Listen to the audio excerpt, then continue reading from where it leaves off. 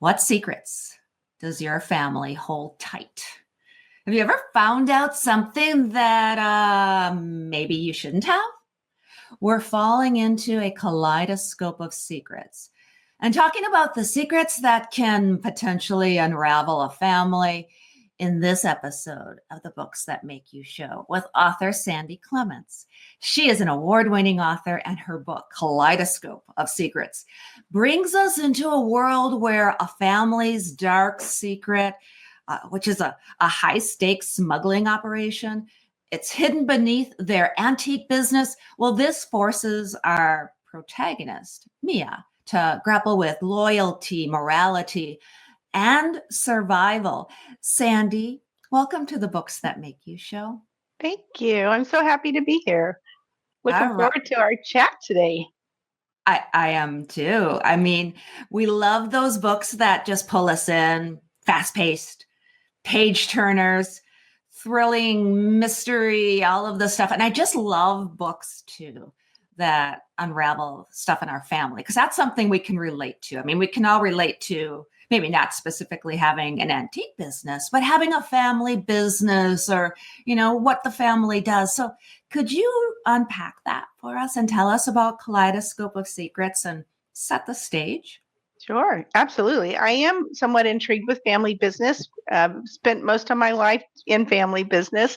So I understand that there's some interesting dynamics that sometimes come from that. Certainly family tension, angst, all that stuff. And in this particular story, we have kind of a reluctant protagonist, Mia, as you mentioned, who gets pulled in despite everyone's best effort to protect her. And it is the last thing most children want to do, is to get involved with the family business. And when she gets in it, of course, she finds that there is some crimes being committed, criminal enterprise, and she is just kind of blown away of having to figure out how to maneuver in this new world. So it's a lot of fun. The family dynamic is very intriguing to me.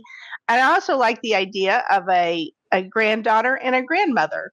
And I think that relationship is often really special.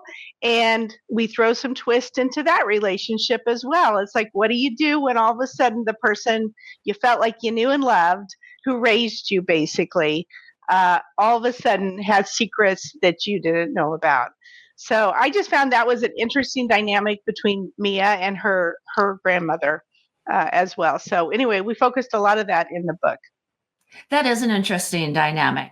And I think we all, when we have that coming of age moments, and we all remember it, some of us are maybe still even going through it, but there is that instant when, as we're growing up, we see, whether it's a grandparent, our parents, the adults in our lives, it's all of a sudden like we see them for who they are. They're no longer up on this pedestal. And all of a sudden we kind of see the veneer behind it. Yes. Were you kind of thinking of that when you were writing these characters and that dynamic?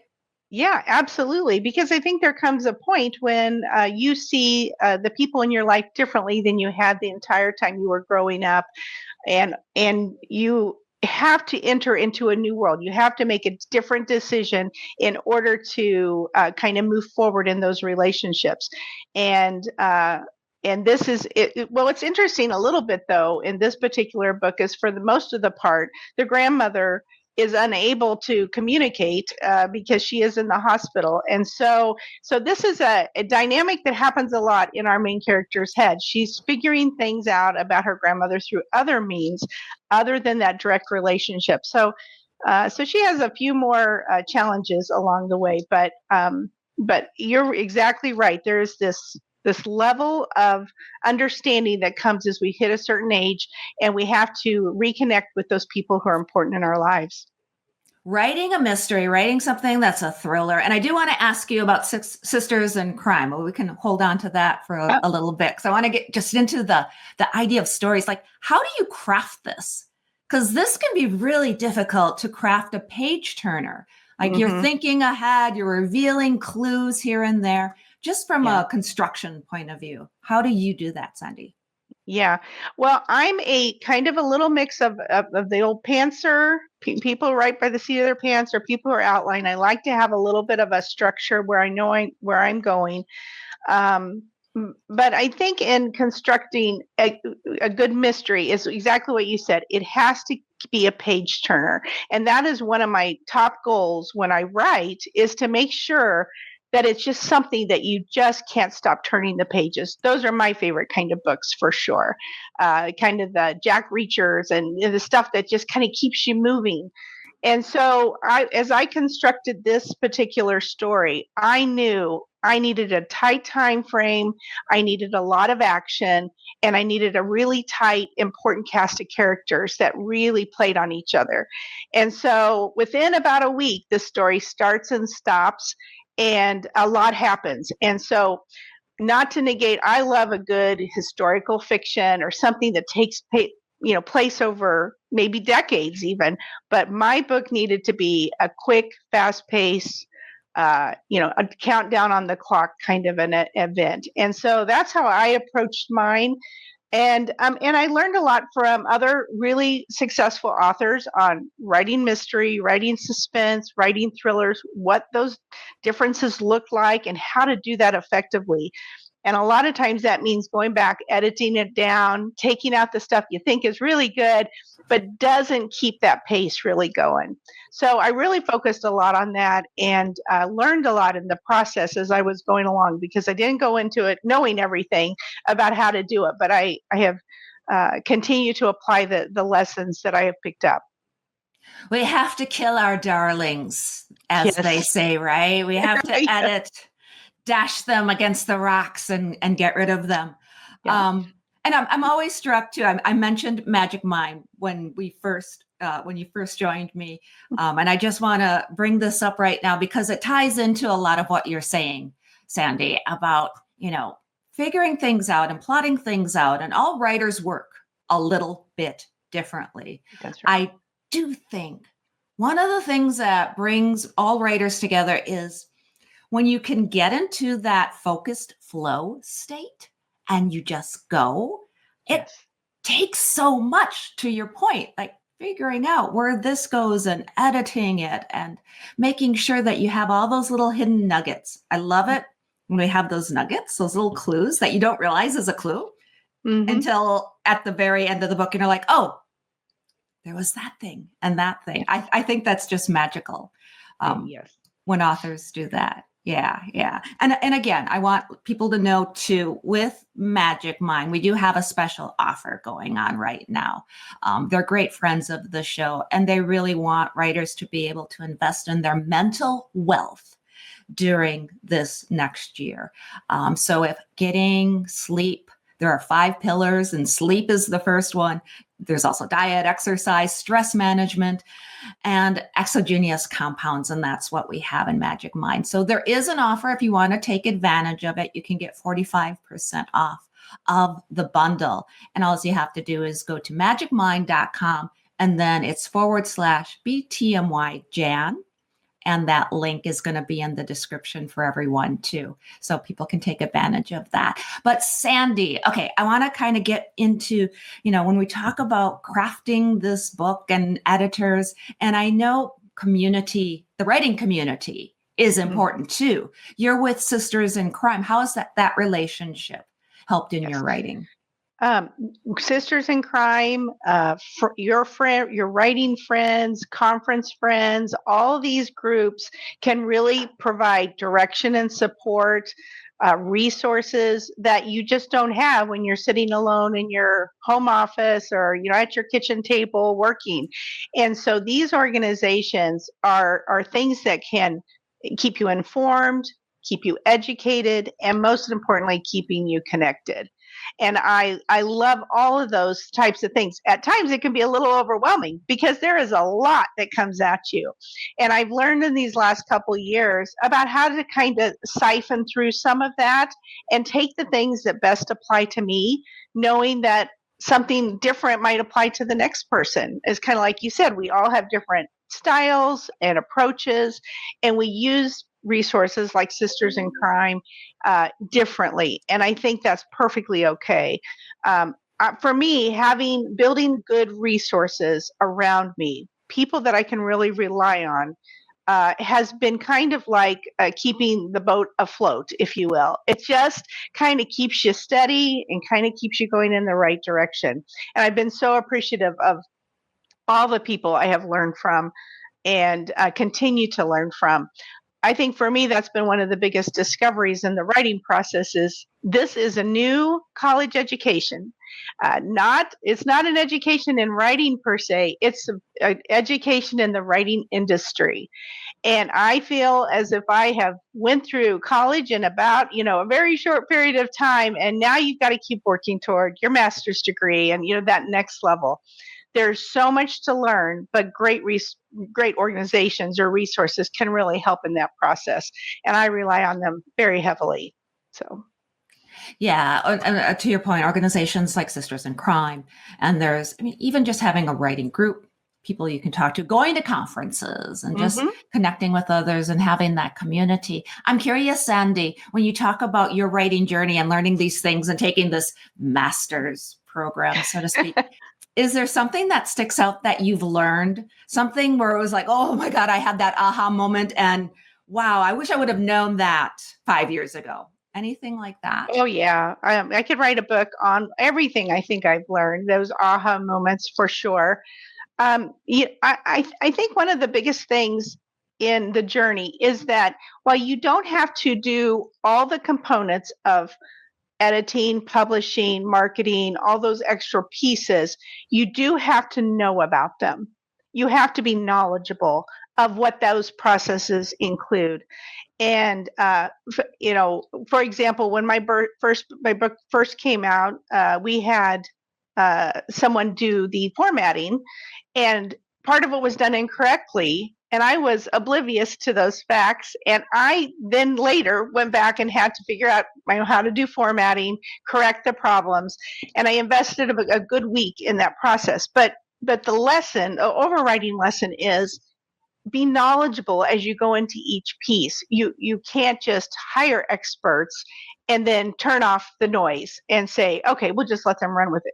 This is your baby, it's your project, and you really need to be invested in understanding all the processes that take place.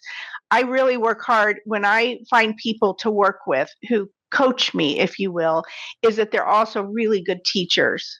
I need to learn alongside them. And I say to them, I want you to show me so I can learn. I want you to do it, but I need to understand it as well. And I think the older we get, the harder it is sometimes to keep learning and keep, grasping technology and changes and, streaming platforms and all these things you have to know. But that is essential to being, I think, successful once you have written your book to take that next step. So yes, I think you have to just keep learning and you have to be in the know of what's going on all the time. That is such great advice. I just want to give you a little bit of applause there because, I work with lots well, of it came with authors. bruises, bumps and bruises, but that's okay. That's okay. And again, as long as we all learn from that and we say, for me, if I just don't repeat the same mistakes, I think I'm making forward progress because of that philosophy. Yeah. Knowing what is going on. You might not be the person who's actually hands on the keyboard doing your layout and formatting in InDesign. Oh my God, I barely can open up that program without getting overwhelmed, but understanding what they need to be doing for you. And you're right. There's a lot of folks out there that are an expert. I'm an expert at designing books. And then you find out that maybe they didn't design a book quite like yours. They don't have your vision. They don't have the understanding of what needs to happen within your genre. Now, I did a little bit of an homage to your cover, but your cover design as well is absolutely striking. And I mean, your design quality has been noted. So can you talk a little bit about the cover and the art and that aspect of it? Yeah, absolutely. I had a great cover designer, and he gave me a lot of good options and input. But by the end, I think I was hands-on author saying, really, let's refine this to get it just like I have in my head. And we worked well together, and the end result ended up being really great. But I think just like writing a book, deciding what your cover is going to look like, what your spine is going to look like, your back, all of those types of things takes research. Just like you're writing the book, you have to spend time of knowing that that is just as important almost as what's inside, because that's the doorway. People aren't going to come through the door if that isn't spot on. And so that was very important to me. And I was, like I said, very lucky to get a great cover designer who took direction from me, and I took direction from him.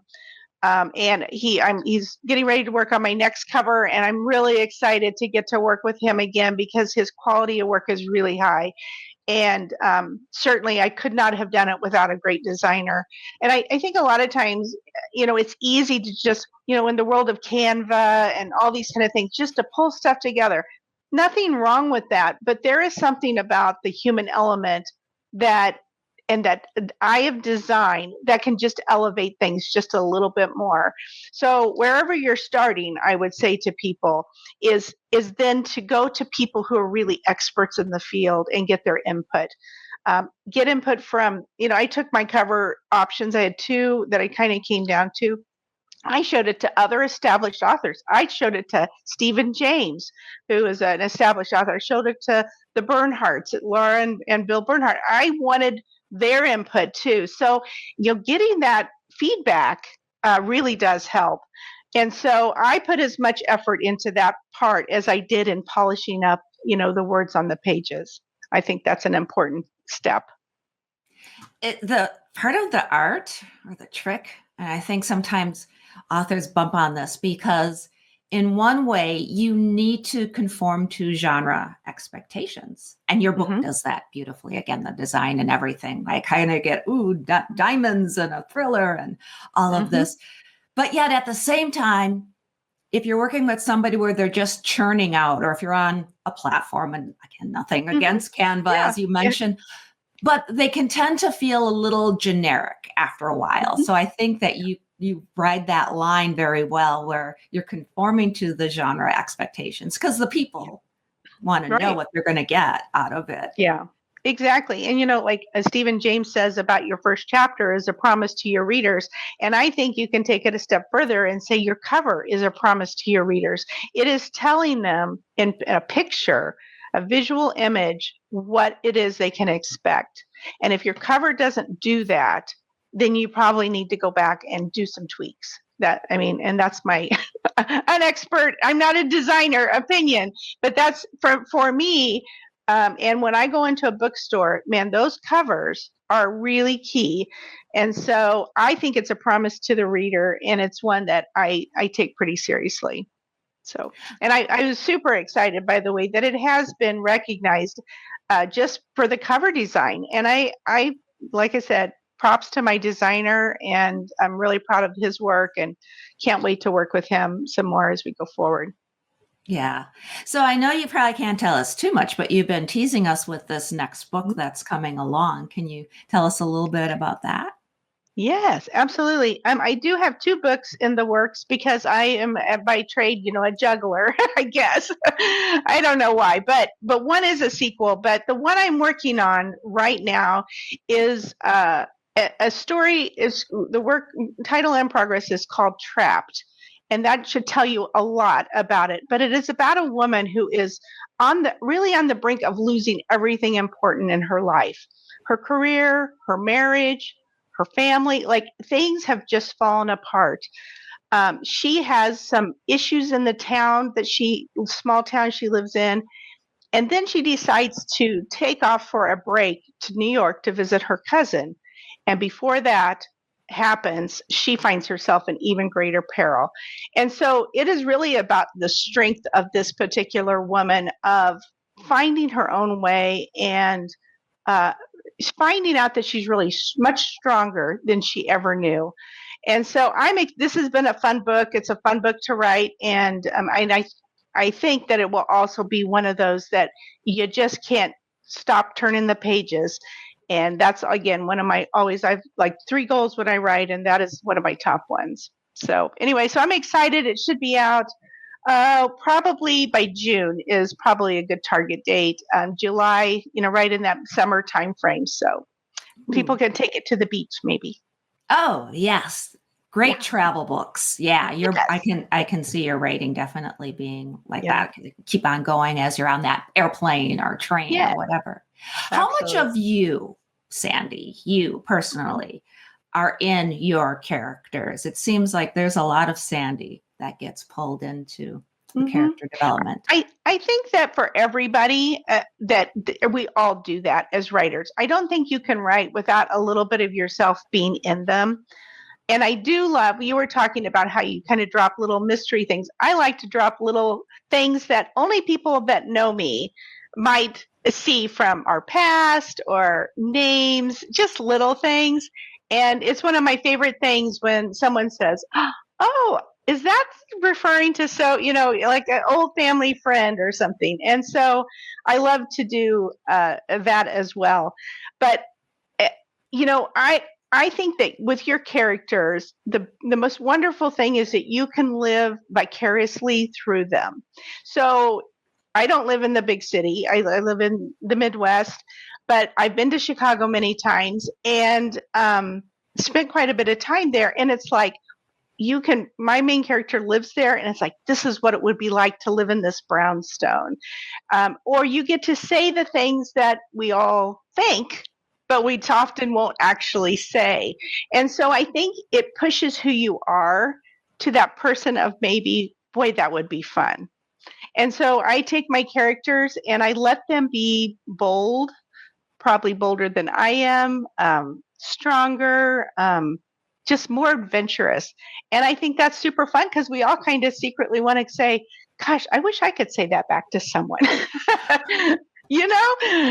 So yes, I do think all of us are in our characters a little bit. It's where we pull our knowledge from. So that's just a natural approach, I guess, that just happens in the course of writing.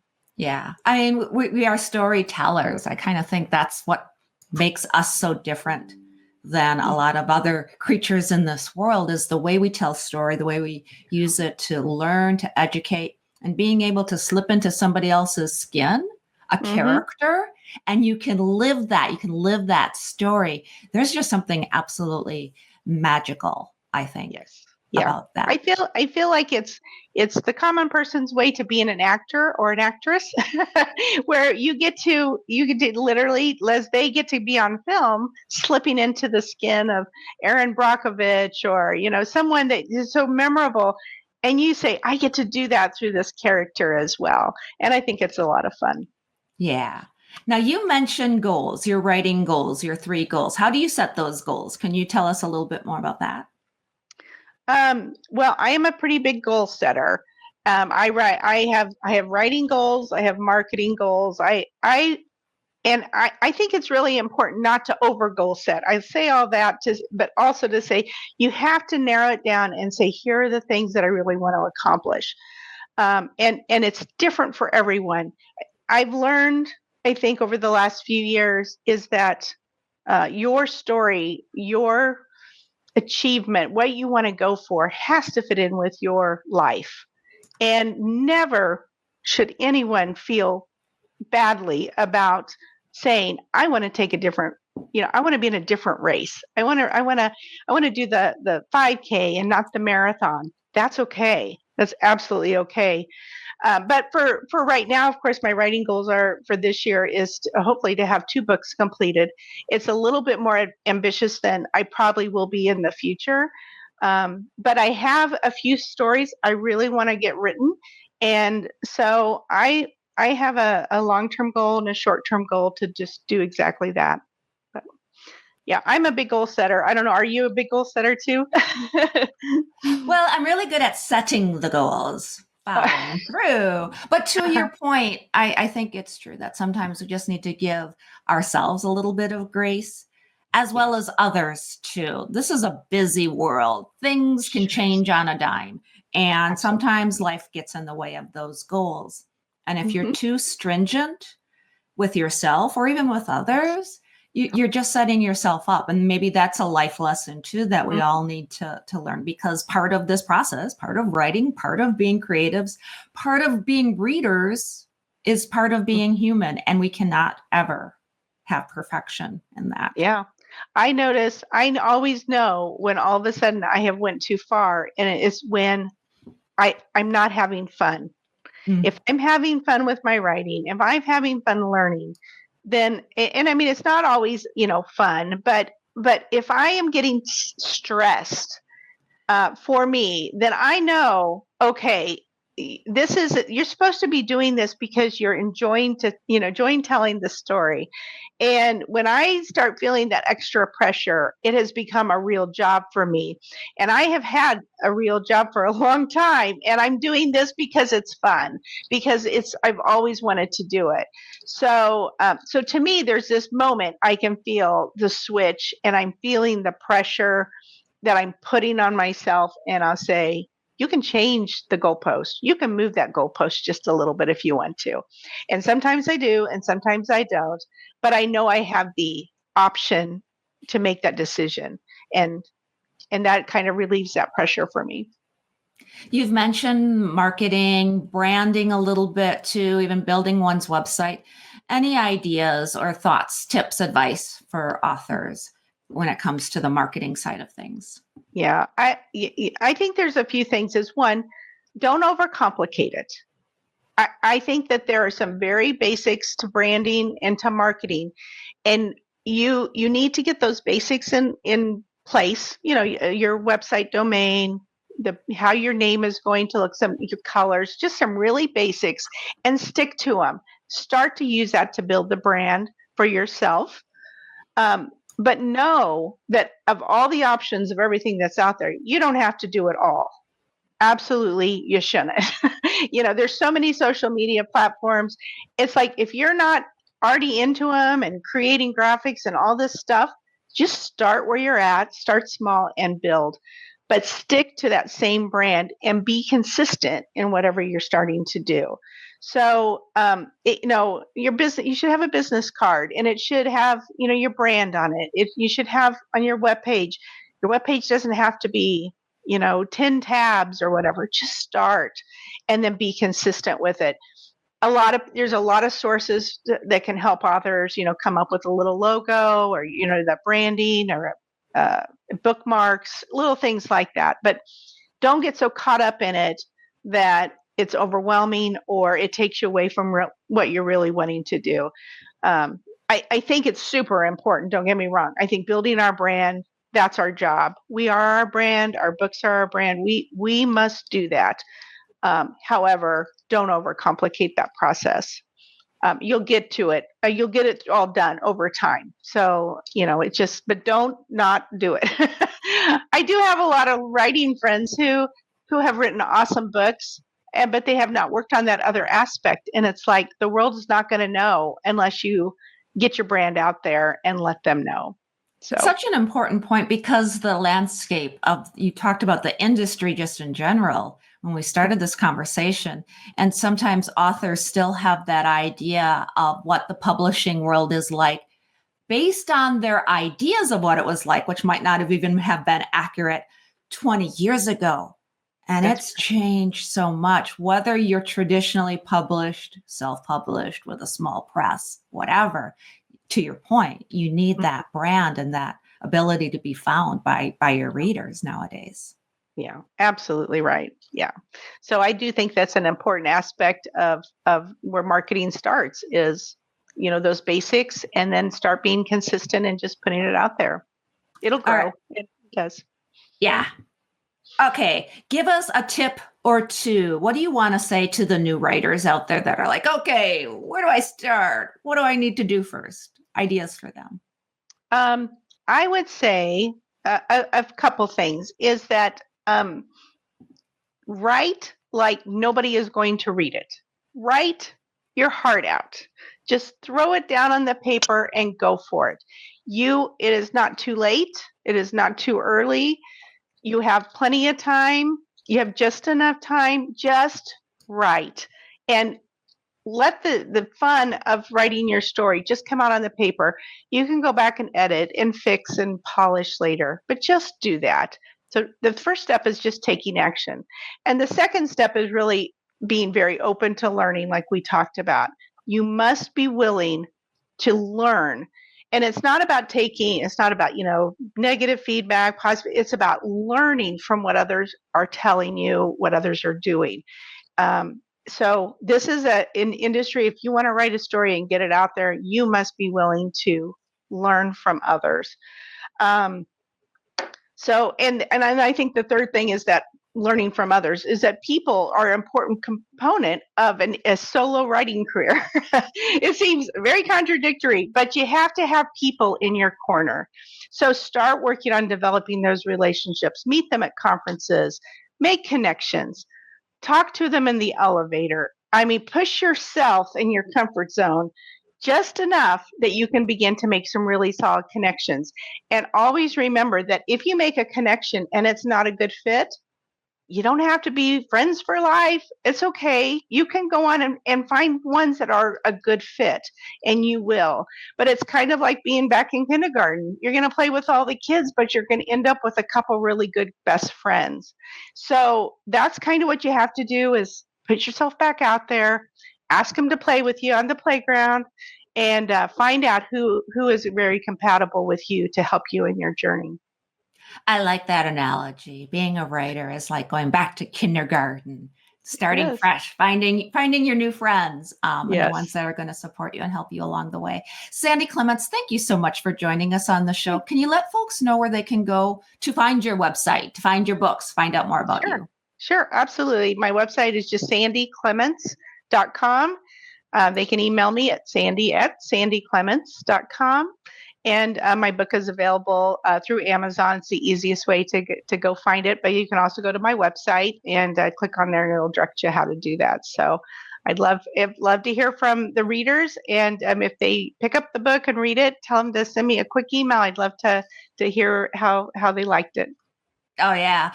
Nothing makes an author happier than getting a review or a little note, message, email from a reader. If you can share that with the author. Yeah, it really is. It really is nice. Yeah. Thank you so much, Sandy, for being with us today. And thank you, everybody, for being with us as well on the Books That Make You show. You can find out more about us. It's easy. We're at booksthatmakeyou.com.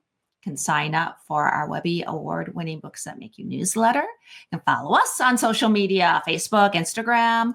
Please do also subscribe to our YouTube channel and leave a couple of those comments below. It really helps the channel to grow.